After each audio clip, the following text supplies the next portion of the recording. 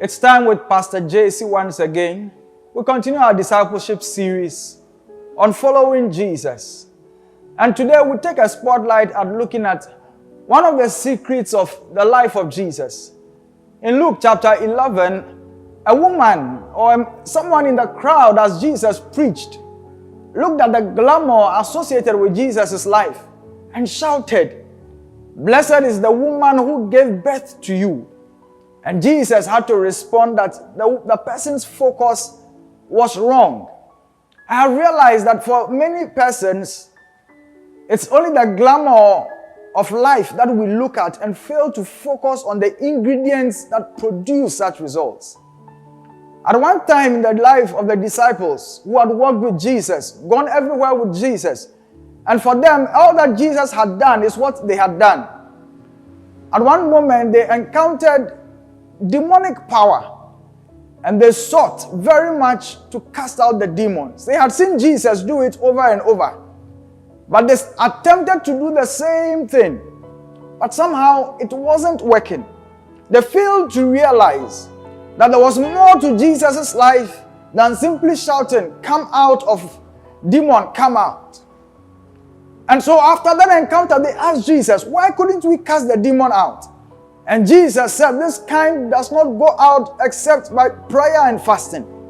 Meaning that Jesus had worked with them, but there were things that Jesus had been doing that the disciples had not been doing.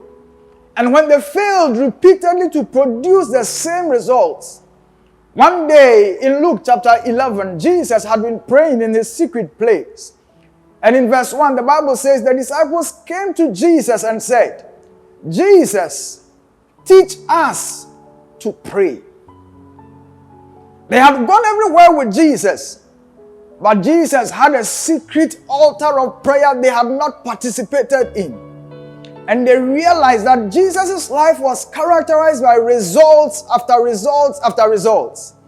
And they looked at all the patterns of his life, and they realized that it was this one activity, which I must be frank, is very much undervalued or not really emphasized in Christendom, that Jesus was such a prayerful person.